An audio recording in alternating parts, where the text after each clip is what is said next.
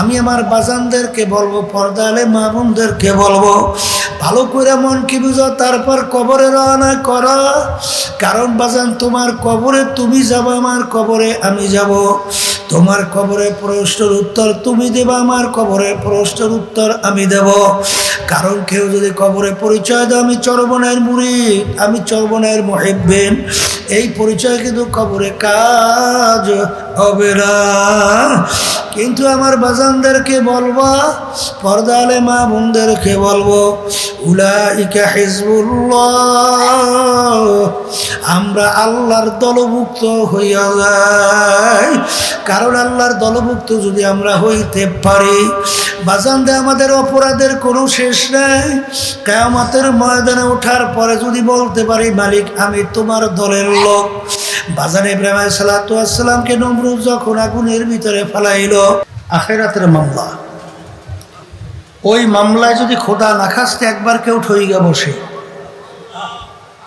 দ্বিতীয়বার দুনিয়াতে আইসা জিতবার আপিল কইরা আর সুযোগ আছে? জোরে বলেন আছে? আর ওই মামলার তদবিরের জায়গা হলো দুনিয়াতে। কোথায়? দুনিয়াতে। দুনিয়া এবং আখিরাত, দুনিয়ার ব্যাপারে আল্লাহ রাসূল সাল্লাল্লাহু আলাইহি ওয়াসাল্লাম বুঝাতে যাইয়া আলী রাদিয়াল্লাহু তাআলা আনহুকে বলছিলেন, আলী তুমি মউতকে কত দূরে মনে করো? আলী রাদিয়াল্লাহু তাআলা আনহু বলছিলেন, আল্লাহ রাসূল সাল্লাল্লাহু আলাইহি ওয়াসাল্লাম, আমি যখন নামাজের জন্য অজু করতে যাই তখন আমি খেয়াল করি আমার জীবনের শেষ অজু এইটাই হতে পারে। সামনের ওয়াক্তের নামাজের জন্য অজু করার সুযোগ আর নাও পাইতে পারি। আল্লাহ রাসূল সাল্লাল্লাহু আলাইহি ওয়াসাল্লাম বলেন, আলী তুমি তো ভুল করছো। এক নামাজ থেকে অন্য নামাজ আসতে মাঝখানে অনেক সময়ের ব্যবধান আছে না নাই? কিন্তু মৃত্যু তো এত দূরে না। তার বাস্তবতা দেখছেন, এই যে 5ই আগস্ট সহ এই যে জুলাইতে প্রায় বাংলাদেশে অভ্যুত্থান হলো, কত ছোট ছোট বাচ্চারা, মায়ের কোলে বাচ্চা ধরা, বাপের কোলে বাচ্চা ধরা, ওই অবস্থায় গুলিবিদ্ধ হয়ে মারা গেছে। কত ভবিষ্যৎ প্রজন্ম আমাদের দেশের মেধাবী মেধাবী ছেলেরা এই পশুদের পাখির মতো গুলির মাধ্যমে রাস্তার ভিতরে লুটাইয়া পড়ছে। তারা তো বুঝে নাই যে সামনে তারা দুনিয়ার মুখ আলো আর দেখতে পারবে না। এরা কি বুঝছিল? বোঝে নাই।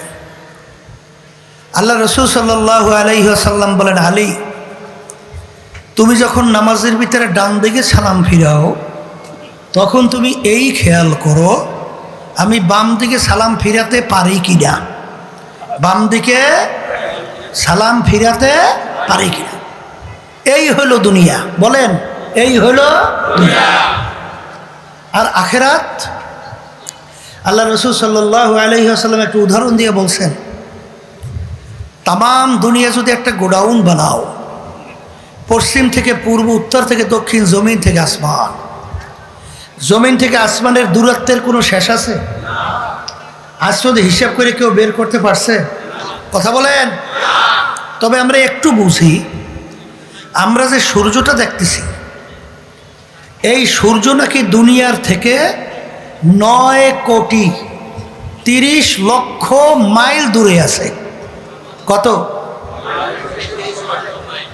তাও কিন্তু কাছে, তাও কিন্তু কি এর উপরে অনেক তারকা, যেই তারকার থেকে ওই সূর্য থেকে কোটি কোটি গুণ দূরে, তার থেকে তারকা কোটি কোটি গুণ দূরে। এক পর্যায়ে বৈজ্ঞানিকরা আবিষ্কার করতে যাই বলছিল, এত দূরে নাকি তারকা আছে, যেই তারকা সৃষ্টির পরে তার আলো জমিনের দিকে দৌড়েই আসতেছে। এখন পর্যন্ত নাকি তার আলো এসে জমিনে পৌঁছেই নেয়। আর আমরা তো জানি আলোর গতি প্রতি সেকেন্ডে 1,86,000 মাইল বেগে দৌড়ায়। তাহলে সৃষ্টির পর থেকে তার আলো জমিনের দিকে দৌড়েই আসতেছে, কিন্তু এখন পর্যন্ত তার আলো এসে জমিনে পৌঁছে নাই। তাই সেই তারকা কত দূরে? কথা ঠিক না বেঠি? এখানে একটা কথা বলি, বস্তুবাদীর দল, নাস্তিকের দল, আজকে দেখেন বাংলাদেশের ভিতরে নাস্তিকদের দৌরত্ব অনেকাংশে বাইরে গেছে। আসতে কয়, কথা ঠিক না বেঠি? এই নাস্তিকরা বলতে চায় ওলামায়ে কেরাম যে বয়ান করে যে আল্লাহ রাব্বুল আলামিন যাকে ছোট একটা বেহেশত দান করবে 10টা দুনিয়ার সমান। এই একজনকে কয় বেহেশত দান করবে? 10 দুনিয়ার সমান, তাও ছোট, তাও বেহেশতের মধ্যে কি 10টা দুনিয়ার সমান যদি ছোট বেহেশত হয়, তাহলে ওই বস্তুবাদীর দলের কথা হলো তাইলে তো এইটা যদি ছোট হয় তাহলে তো আরো বড় বেহেশত আছে না? তাহলে যদি একজনকে দেয় 10 দুনিয়ার সমান ছোট বেহেশত, তাহলে কোটি কোটি মানুষ বেহেশতে যাবে। তাহলে ছোট বেহেশত 10 দুনিয়ার সমান, বড়টা কত বড়? তাহলে এত জায়গা মাওলায় পায় কই? কথা বুঝেন? এত জায়গা পাইবে কোথায়? কোটি কোটি মানুষ বেহেশতে, ছোট বেহেশত 10 দুনিয়ার সমান, তাও আবার একজনকে। হাজার হাজার কোটি কোটি লক্ষ লক্ষ, এই শত শত হাজার হাজার কোটি মানুষ বেহেশতে যাবে না? তাইলে ছোট বেহেশত যদি 10 দুনিয়ার সমান, বড় বেহেশত সীমা নাই, এত জায়গায় মাওলা ভাই কই? কথা ঠিক না? এখন এই কথা ওদের বন্ধ হয়েছে। কলে হুজুর তা কেমন? বর্তমানে বৈজ্ঞানিকের আবিষ্কারের যুগে আমার মালিকের জাগারও অভাব নাই। কলে তাকি কিছুদিন আগে আমেরিকার নাসা আছে না, নাসা বুঝুন তো, ওই যে গবেষণাগার মহাকাশ নিয়ে যারা গবেষণা করে আমেরিকার, ওইটাকে নাসা বলে। ওরা আবিষ্কার করতে যাইয়া মহাকাশে একটা গর্তের সন্ধান পাইছে। কির গর্তে? একটা কিসের সন্ধান? গর্তের সন্ধান। গর্তটার নাম রাখছে কৃষ্ণগহ্বর। কি নাম রাখছে? কৃষ্ণগহ্বর। ওই গর্তটার যে মুখ বুঝেন তো, আপনার যে হা করেন একটা মুখ, ওই গর্তের মুখ কতটুকু এইটা মন্তব্য করতে যাইয়া বৈজ্ঞানিকরা বলছে যে ওই গর্তের মুখটা এত বড়, এইরকম 30,000 কোটি সূর্য। কত? 30,000 কোটি সূর্য। আর একটা সূর্য বলছিলাম দুনিয়া থেকে 13 লক্ষ গুণ বড়। একটা সূর্য দুনিয়া থেকে কত লক্ষ গুণ বড়? তা দুনিয়ার থেকে 13 লক্ষ গুণ বড় হলো সূর্য। এরকম 30,000 কোটি সূর্য একসঙ্গে ওই গর্তের ভিতরে ঢুকেই রাখা যায়। এখন বলেন তো, ওই গর্তের মুখটা যদি এত বড় হয়, বৈজ্ঞানিক আবিষ্কার করে বলতেছে এটাও নাকি ছোট, এর চেয়েও বলে বড় বড় গর্তের সন্ধান পাওয়া যায়। আচ্ছা এখন বলেন তো, এরকম 13 লক্ষ গুণ দুনিয়ার থেকে সূর্যটা, এরকম 30,000 কোটি সূর্য একসঙ্গে গর্তে ঢুকেই রাখা যায়। গর্তের মুখ কত বড়? আপনার ব্রেনে হিসাব ধরবে? একটু আস্তে কন, ধরবে? তাহলে এখন আমার মালিক যদি ঘোষণা করতেন যাকে ছোট বেহেশত আমি দান করব, 100 দুনিয়া না 1 লক্ষ দুনিয়ার সমান, আমার মালিকের জায়গা আছে না নাই? আর একটু আস্তে কন, আছে? আসল বল ব্যাপারটা হলো এই, আমি যেই কথাটা বলতে চাই সেই কথাটা হলো এই, যেই তামাম দুনিয়া যদি আল্লাহ রাসূল সাল্লাল্লাহু আলাইহি ওয়াসাল্লাম বলেন সরিষা দিয়ে যদি ভইরে রাখো, কি দিয়া বলেন? জমিন থেকে আসমান, পূর্ব থেকে পশ্চিম, উত্তর থেকে দক্ষিণ, জমিন থেকে আসমান, এই জায়গা যদি সরিষা দিয়ে ভইরে রাখো, সরিষা চিনছেন তো? আল্লাহ রাসূল সাল্লাল্লাহু আলাইহি ওয়াসাল্লাম বলেন একটা পাখিকে যদি বলা হয় পাখি একটা সরিষার দানা তুমি খাবা, আবার 500 বছর পর আর একটা সরিষার দানা খাবা। কয় বছর পর পর? এরকম পুরা দুনিয়া, জমিন থেকে আসমান, পশ্চিম থেকে পূর্ব, উত্তর থেকে দক্ষিণ, এই পুরো জায়গা যদি সরিষা দিয়ে বইরে রাখা হয়, আর একটা পাখিকে যদি বলা হয় একটা সরিষা খাবা, আবার 500 বছর পর আর একটা, এরকম খাইতে খাইতে একদিন না একদিন এই তামাম দুনিয়াময় এই গোডাউনের সরিষা শেষ হবেই হবে। কিন্তু আল্লাহ রসুল সাল্লাল্লাহু আলাইহি ওয়াসাল্লাম আখেরাতের জিন্দিগির ব্যাপারে বলছেন, আখেরাতের জিন্দিগি শুরু আছে, শেষ না। এই হইল আখেরাত। আর দুনিয়ার কথা কি বলছি? ডান দিকে সালাম ফিরাইছ, বাম দিকে সালাম ফিরাইতে পারি কিনা, এই হলো দুনিয়া। কথা ঠিক? এখন আমার বাজানদেরকে বলবো, পর্দা আলে মা বোনরা শুনতেছে, দুনিয়া আল্লাহ এবং আল্লাহর রসুলের কাছে কি মূল্য, আর আপনার আমার কাছে কি মূল্য? আল্লাহ রসুল সাল্লাল্লাহু আলাইহি ওয়াসাল্লাম বলেন, আদ-দুনিয়া জিফাতু ওয়া তালিবুহা কিলা। হে আমার উম্মতেরা, এই দুনিয়াটা হলো একটা মরগের মতো। মরগ, মরগ চেনেন? গরু মইরে গেলে তাকে বলে কি? মরগ বলে না? ছাগল মইরে গেলে কি কয়? এই কুত্তা মইরে গেলে কয় কি? মরগ।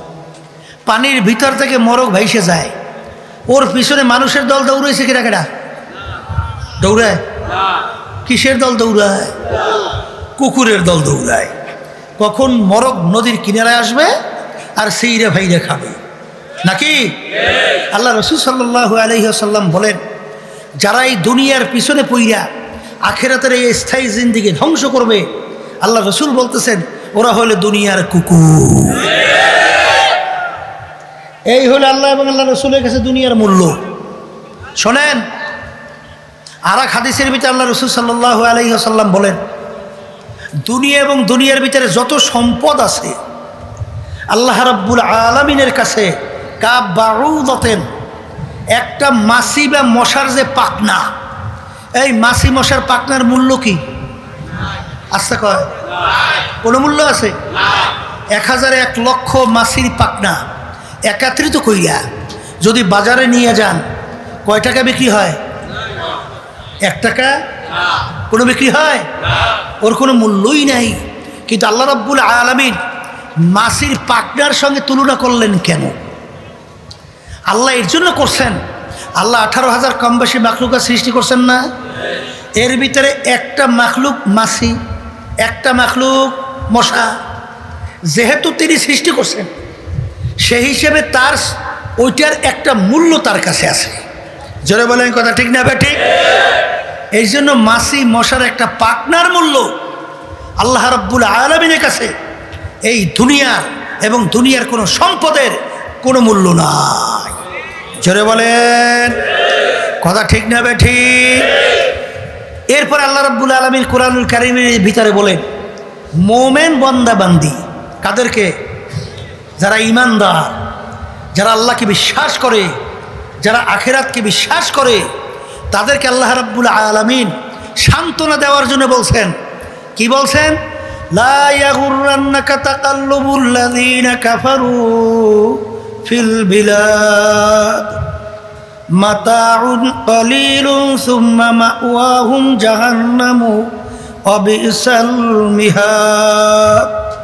আমার মালিক বলতেছেন যে, হে আমার মোমেন বান্দাবান্দীরা, তোমরা এই নাস্তিকদের, বেঈমানদের, ফাসিকদের, দুনিয়াদারদের সম্পদ, সম্মান, ক্ষমতা দেখে তোমরা যেন ধোকায় না পড়ো। কিতে না পড়ো? আবার জোরে কন, জোরে কন, জোরে কন। কিতে না পড়ো? আবার কন, কিতে না পড়ো? বলে কেন? আল্লাহ বলতেছেন, ওদের এই সম্পদ, ওদের এই সম্পদ, ওদের এই সম্মান অল্প কয়েক দিনের জন্যে। বলেন বলেন বলেন, কয়দিনের জন্য? কয়দিনের জন্য?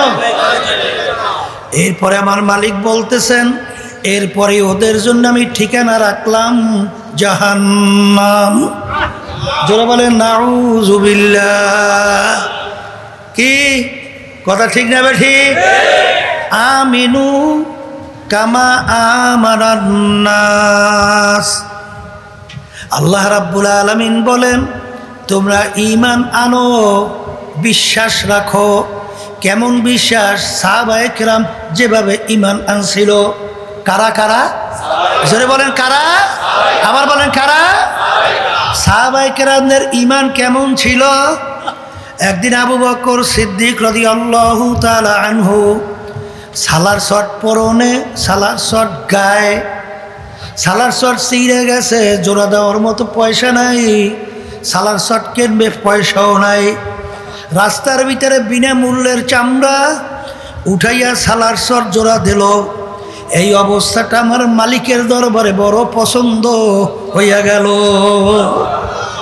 আল্লাহ রাব্বুল আলামিন ডাক দিয়ে বলে, জিব্রাইল যাও, আমার হাবিবকে যাইয়া বলো আমি আবু বকরের কাছে সালাম পাঠাইলাম। আর আবু বকর কাছে আমার হাবিবকে বইল আবু বকর কাছে জিজ্ঞাসা করার জন্যে। আবু বকর এত বড় ধনী, এত বড় বংশের লোক, কথা বোঝেন নাই? সে বড় ধনী মানুষ ছিল না? এই শোনেন নাই? ৮০,০০০ স্বর্ণ মুদ্রা প্রকাশ্যে আল্লাহর রাস্তায় দান করছে, ৮০,০০০ গোপনে স্বর্ণ মুদ্রা এই আল্লাহর রাস্তা দান করছে। ৮০,০০০ স্বর্ণ মুদ্রা বর্তমান যুগে হিসাব করলে শত শত কোটি টাকার মালিক। কি কথা ঠিক না? ঠিক। সব দান কইরে এখন সালার শট গায়ে, সালার শট পরনে। এই অবস্থাটা আমার মালিকের কাছে বড় পছন্দ। যাও আমার সালাম পৌঁছাও। জিজ্ঞাসা করতে বড় আবু বকর এত বংশের, বড় বংশের লোক, এত বড় ধনী, এত বড় নেতা গোছের লোক, এত বড় শিক্ষিত। এই অবস্থায় পড়ার পরে আবু বকর আমার উপরে খুশি না বেজার? এইটা আমার মালিক জানতে চাইছে। জিবরাইল আলাইহিস সালাতু ওয়াস সালাম আসলেন, আয়েশা বলেন, আল্লাহর রাসূল আমার মালিক আবু বকরের কাছে সালাম পাঠাইছে। আর জিজ্ঞাসা করতে বলছেন আবু বকর এই অবস্থায় পড়ার পরে মালিকের উপরে খুশি না বেজার? তখন আল্লাহর হাবিব বলেন, আবু বকর আমার মালিক তোমার কাছে সালাম পাঠাইছে। আর জিজ্ঞাসা করতে বলছে এই অবস্থায় পড়ার পরে মালিকের উপরে খুশি না বেজার? মালিক জানতে চাইছে। আবু বকর সিদ্দিক রাদিয়াল্লাহু তাআলা আনহু দুই চোখের পানি ছাইরা কাঁদে আর বলে, ইন্নী লিরাব্বির রাজ, ইন্নী লিরাব্বির রাজ, আমি আমার মাওলার উপরে খুশি খুশি। এ দুনিয়াদার পাগল আমার বাবারা, হে পর্দার আড়ালের মা বোনেরা, কথা বেশি লম্বানার সংক্ষেপ বলবো। হাকিকত সে তো দুনিয়া বেখবর হ্যায়, দুনিয়া কি নুমাইশ পর নজর হ্যায়। হে দুনিয়াদার বড় লোক আমার বাবারা, হে ধনী আমার বাবারা, ক্ষমতা সম্পন্ন আমার বাবারা, মাঝে মাঝে একটু নিরিবিলি চক্ষু বন্ধ করো, মাঝে মাঝে একটু মুরাকাবা করো, একটু চিন্তা করো, কোন দুনিয়ার পিছনে পড়লাম, কোন দুনিয়ার পিছনে পইরা আখিরাতের স্থায়ী জিন্দেগি ধ্বংস করলাম।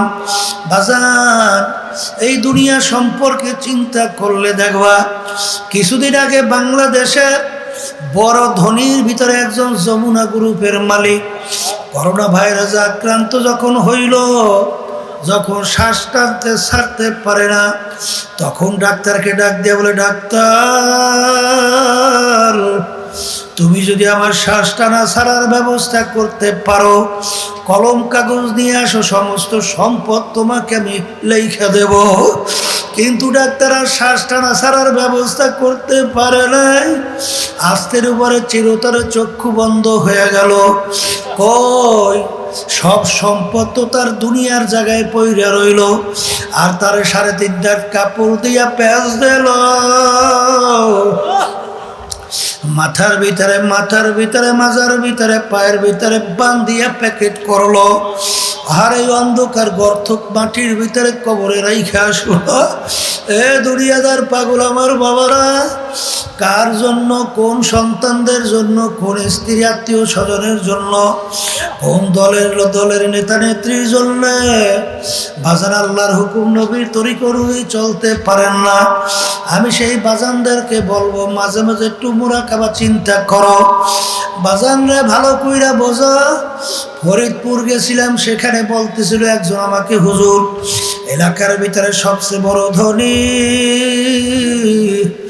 মারা যাওয়ার পরে যত অন্ধকার হয়ে আসতেছে, ঘরের ভিতর থেকে ডাক দিয়া বলে তাকে রাত্রে ঘরে এই মরার লাশ রাখা যাবে না, কারণ ছোট ছোট বাচ্চারা মরা লাশ দেখলে ভয় পাইবে।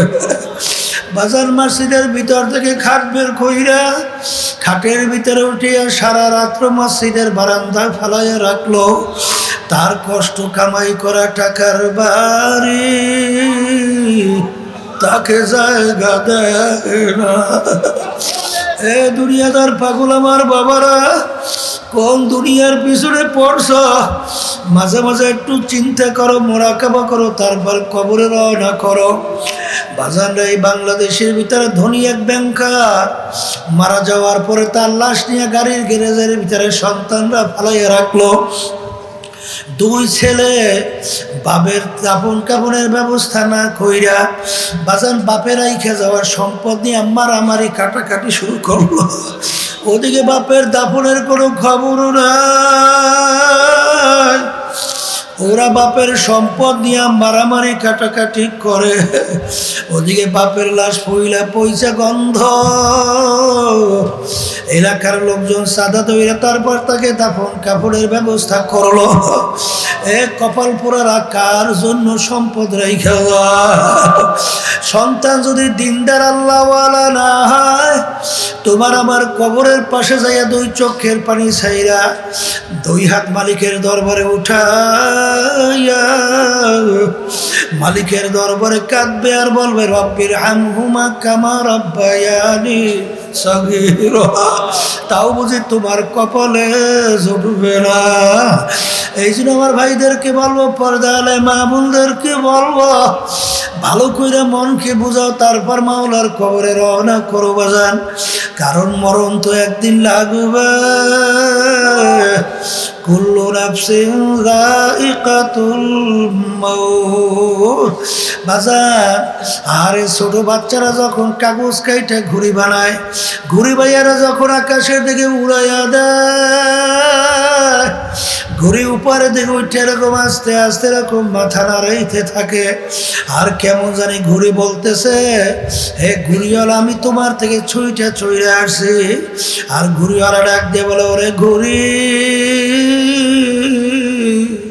তুই যত উপরে ওঠো, যত তুই মাথা নাড়াও, তোর রশি কিন্তু আমার হাতের ভিতরে ধরা। যখন সময় হবে বা নাড়ুইতে পেঁচ দেওয়া শুরু করবা, ও ঘুড়ি তুই উপরে আর থাকতে পারবি না। হে দুনিয়াদার পাগল আমার বাবারা, হে বড় লোক আমার বাবারা, হে মেম্বার, চেয়ারম্যান, এমপি, মিনিস্টার, হে পীর, মুফতি, মুহাদ্দিস, অনেক বড় ক্ষমতা সম্পন্ন সম্মানিত বাবারা, আরে মনে করছো আজকে দুনিয়ার ভিতরে স্বাধীনতা পাইয়া আজকে যারা নাকি ধরাকে সরা জ্ঞান মনে করেন না, আমি সেই বাজানদেরকে বলবো, পর্দা আলে মা বোনদেরকে বলবো, আমার মালিক তোমাকে আমাকে দুনিয়ার ভিতরে পাঠাইয়া আমার মালিক ঘোষণা করলেন, আমহিল হুম রুয়াইদা, তোমাদেরকে আমি স্বাধীনতা দান করলাম, ঢিল দিলাম।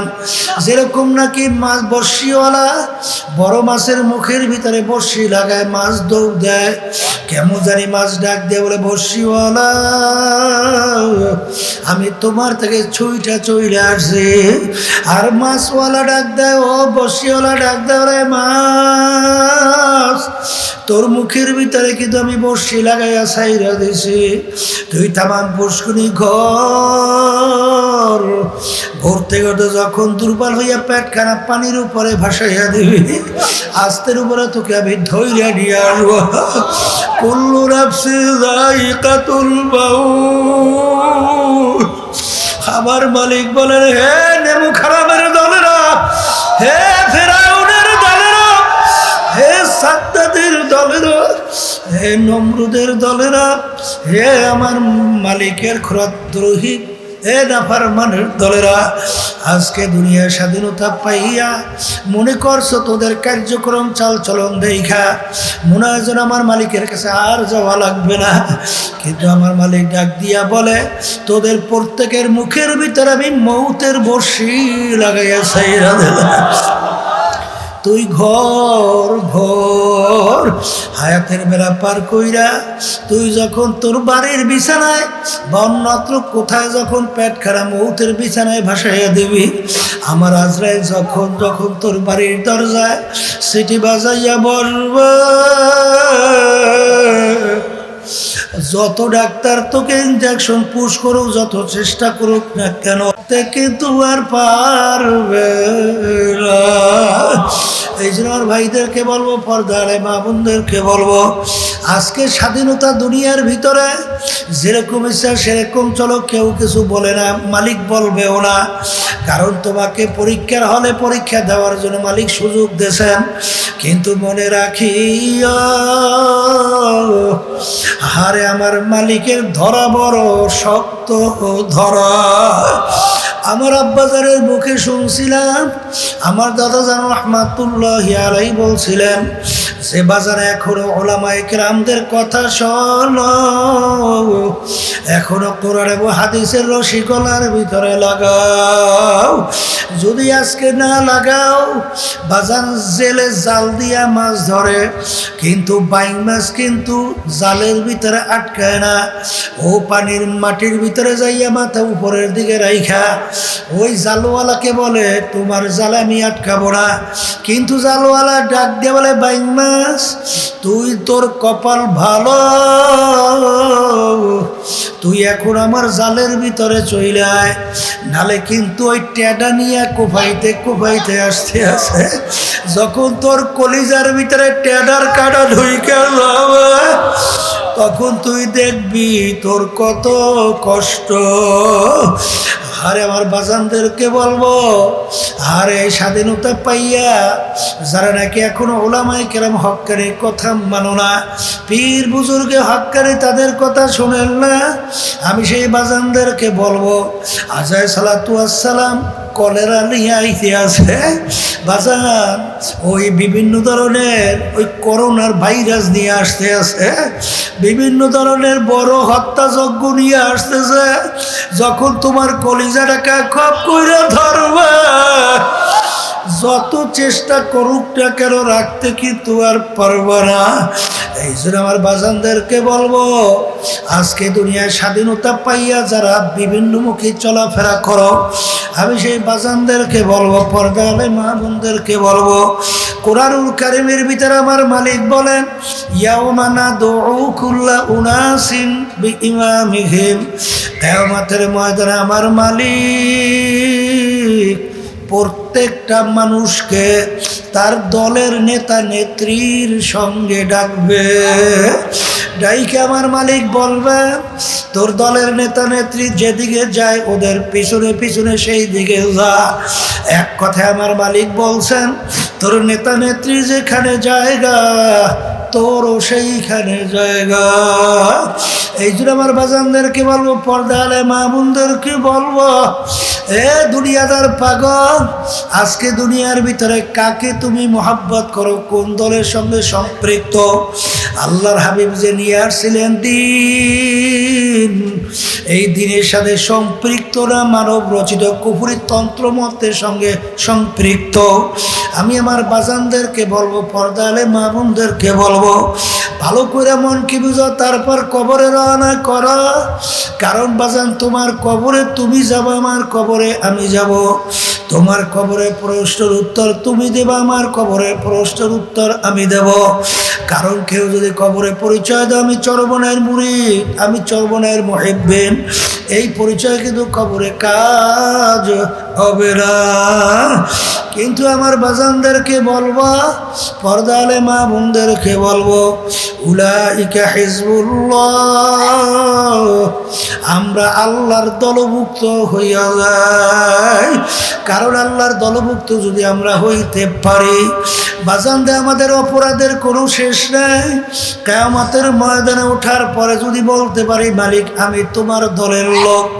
বাজান ইব্রাহিম আলাইহিস সালাতু ওয়াস সালামকে নমরুদ যখন আগুনের ভিতরে ফেলাইলো, একটা ব্যাঙ বারবার পানির ভিতরে লাফ দেয়, ঢোক গেলে ওইটা আগুনের দিকে প্রসাব করে। ব্যাঙের পানির পরিমাণ অল্প, এতটুক পানি আগুনের কাছেও যায় না, আর এতটুক পানি দ্বারা এত বিশাল প্রকৃতির আগুন নেবেও না। এরকম কেন বারবার করে? পানি শেষ আবার পানির ভিতরে লাফ দেয়, ঢোক গেলে প্রসাব করে। জিজ্ঞাসা করে ব্যাঙ এরকম তুমি কেন করো? এরকম পানি তোমার কাছেও তো আগুনের যায় না, নেবেও না। ব্যাঙ বলে আমার আগুন নেবুক বা না নেবুক, আল্লাহ এবং তার খলিল ইব্রাহিম দেখুক, আমি ব্যাঙ তাদের পক্ষে। এই জন্য হাদিসের ভিতরে আসলা তাকুতুলু দেবদা, তোমরা ব্যাংকে মাইরো না।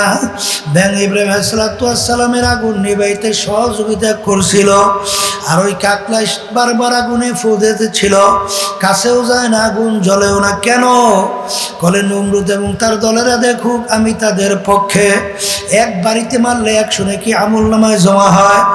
এ কবরের যাত্রীরা, এ মুসলমান আমার বাবারা, এ পর্দার আড়ালের আমার মা বোনেরা, এ আমার যুবকরা,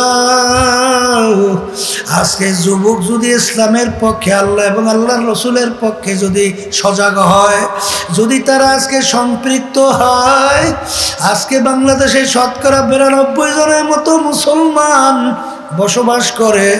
এই দেশের ভিতরে মুসলমানদের অস্তিত্ব ধ্বংস করার জন্য কিছু গোটা নাস্তিক বিভিন্ন নীল ষড়যন্ত্র নিয়ে কাজ করছে। আল্লাহর ফজল ও করমে ওদের ষড়যন্ত্র বাংলার জমিনে বাস্তবায়ন করতে পারবে না। আমার বাজানদেরকে বলবো, কিয়ামতের ময়দানে জন্য উঠে বলতে পারে মালিক আমি তোমার পক্ষের লোক। যদি পক্ষের লোক বলতে পারে, আমার মালিক তো দয়ার সাগর, মায়ার সাগর, আমার মালিক রহমানুর রহিম। আমার মালিক ডাক দেবে আমার দলের লোকেরা, তোদেরকে আমি শয়তানরা তো সুবর্দ করবো না, জাহান্নামেও ফালাবো না। আয় আয় আয় মানা তারি আমশি আতাই তুহু হারওয়ালা। বান্দাবান্দি মালিককে পাওয়ার জন্য যদি হাইটে হাইটে রওনা করে, আমার মালিকের রহমত দৌড়িয়া টাইনা তার কুদাতে কোলে জাগা না দিয়া পারবে না। এই জন্য আমার বাজানদেরকে বলবো, পর্দালে মা বোনদেরকে বলবো, আমি আপনাদের জন্য দোয়া করি, আমিও দোয়া চাই মালিক যেন আমাদের সবাইকে তার খাস বান্দা, পর্দার আড়ালের মা বোনদেরকে খাস বান্দি বানাইয়া তারপর যেন কবরে যাওয়ার তৌফিক দান করে। আল্লাহুম্মা